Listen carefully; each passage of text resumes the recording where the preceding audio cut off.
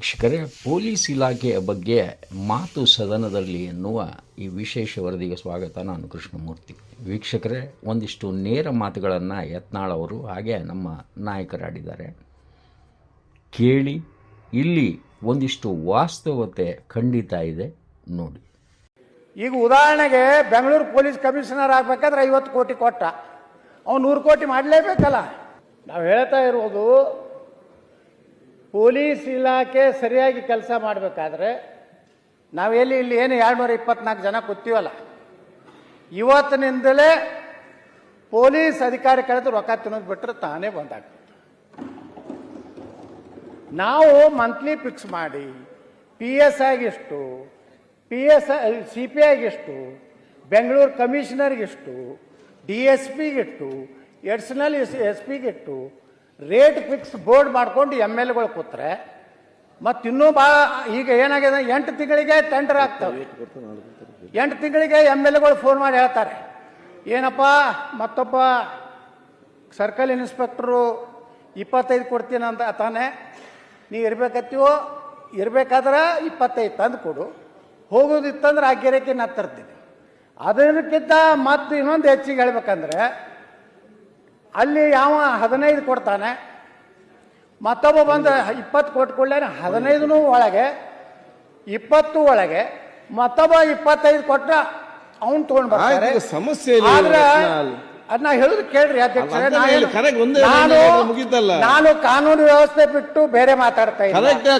Police ಇಲಾಖೆನಲ್ಲಿ ₹1 ವರ್ಗಾವಣೆನಲ್ಲಿ ₹1 ದುಡ್ಡು ಮುಟ್ಟಿಲ್ಲ, ಅಕಸ್ಮಾತ್ ನಾನು ಮುಟ್ಟಿದ್ರೆ ರಾಜೀನಾಮೆಯನ್ನು ಕೊಟ್ಬಿಡ್ತೇನೆ ಅಂತ ಮಾತನ್ನು ಅವ್ರು ಹೇಳಿದ್ರು.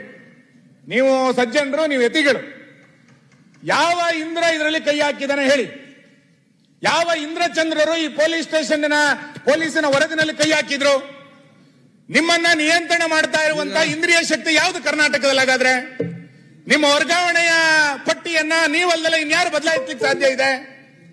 ನಿಮಗೆ ಇವತ್ತು ಇದನ್ನ ನಿಯಂತ್ರಣ ಮಾಡಲಿಲ್ಲ ಅಂತಂದ್ರೆ ಯಾವ ಇಂದ್ರ ಇದನ್ನ ನಿಯಂತ್ರಣ ಮಾಡ್ತಾ ಇದ್ದಾನೆ? ಇದನ್ನ ಹೇಳ್ಬೇಕಲ್ಲ ನೀವು.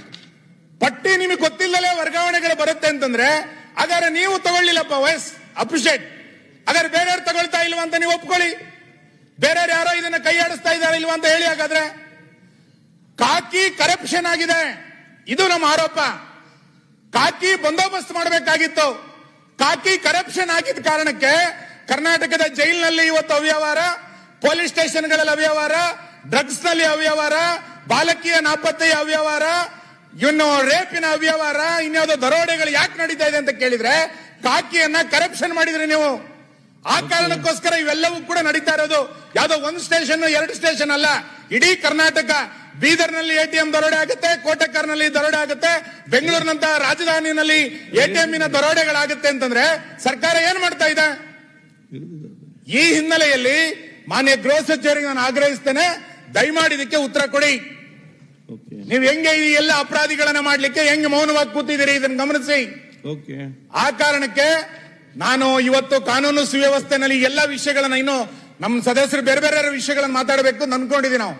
ಹಾಗಾಗಿ ಇದನ್ನ ತಕ್ಷಣ ಸರ್ಕಾರ, ಮಾನ್ಯ ಗೃಹ ಸಚಿವರು ಇದನ್ನ ಅರ್ಥ ಮಾಡಿಕೊಂಡು ಇದನ್ನ ಹೇಗೆ ನಿಭಾವಣೆ ಮಾಡಬೇಕು ಅಂತ ನೋಡಿ, ಇಲ್ಲ ಅಂತಂದ್ರೆ ಆ ಜಾಗ ಬಿಟ್ಟು ಹೋಗಿ ಎನ್ನುವಂತ ಮಾತನ್ನು ನಾನು ಈ ಸಂದರ್ಭದಲ್ಲಿ ಆಗ್ರಹಿಸ್ತೇನೆ.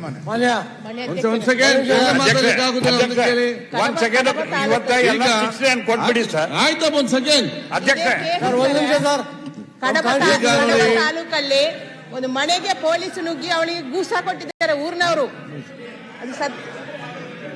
ಆಯ್ತು, ಸರಿ. ಇಲ್ಲಿ ಹೋಮ್ ಮಿನಿಸ್ಟರ್ ರಿಪ್ಲೈ ಮಾಡ್ತಾರೆ, ಎಲ್ಲ ಲೀಡರ್ ಹೇಳಿದ್ದಾರೆ, ನಾಗೇಂದ್ರ ಹೇಳೋದ್ರಲ್ಲಿ ಅರ್ಥ ಏನಿದೆ? ಕೂತ್ಕೊಳ್ಳಿ ಅಧ್ಯಕ್ಷರೇ, ಒಂದ್ ನಿಮಿಷ, ಒಂದೇ ಸೆಕೆಂಡ್. ಸೀನಿಯರ್ಸ್ ಇದ್ದಾರೆ, ಯಾಕೆ ಮಾಡ್ತೀರಿ? ಒಂದ್ ಸೆಕೆಂಡ್ ಮಾನ್ಯ ಅಧ್ಯಕ್ಷರೇ, ಒಂದ್ ಸೆಕೆಂಡ್ ನೋಡಿ, ಒಂದ್ ಸೆಕೆಂಡ್. ಈಗ ಬಹುತೇಕ ಎಲ್ಲ ವಿಚಾರ ಪ್ರತಿಪಕ್ಷ ನಾಯಕ ಸುನಿಲ್ ಅವರು ಹೇಳಿದ್ದಾರೆ. ಒಂದು, ತಾವು ಹಿರಿಯರಿದ್ದೀರಿ, ಕೆಲವು ವಿಚಾರ ಹೇಳಲಿಕ್ಕೆ ಇರಬಹುದು. ನಾನು ಹೇಳಿದೆ ಅಂತ ಹೇಳಿದ್ರೆ ಆದಷ್ಟು ಬೇಗನೆ ಎಲ್ಲ ಚರ್ಚೆ ಕೂಡ ಶಾಪ್ 8 ಗಂಟೆಗೆ ಇದನ್ನು ಮುಗಿಸ್ಬೇಕು. ಮತ್ತೆ ನಾವು ಕಾಲಿಂಗ್ ಅಟೆನ್ಷನ್ ತಗೊಳ್ಬೇಕು ಅಷ್ಟೇ. ಅದಕ್ಕಾಗಿ ಅಲ್ಲ, ಅವ್ರು ಬೇಗ ಮುಗಿಸಿದ್ದಾರೆ, ನಿಮಿಷ ಆಗ್ತದೆ. ಕಾರ್ಯಕ್ರಮದ ಪ್ರಾಯೋಜಕರು ಪ್ರಿಂಟ್ ಪಾಯಿಂಟ್, ಕಿಟಲ್ ಕಾಲೇಜ್ ಹತ್ತಿರ, TB ರೋಡ್, ಧಾರವಾಡ. ನಮ್ಮಲ್ಲಿ ಎಲ್ಲ ತರಹದ banner print, colour print, offset print ಸೇವೆ ಇದೆ. ಬ್ಯಾನರ್ ಆಗಲಿ, ಕಲರ್ ಪ್ರಿಂಟ್ ಆಗಲಿ, ಸ್ಪಷ್ಟತೆಗೆ ಕನ್ನಡಿ. Print point, the print solution under one roof.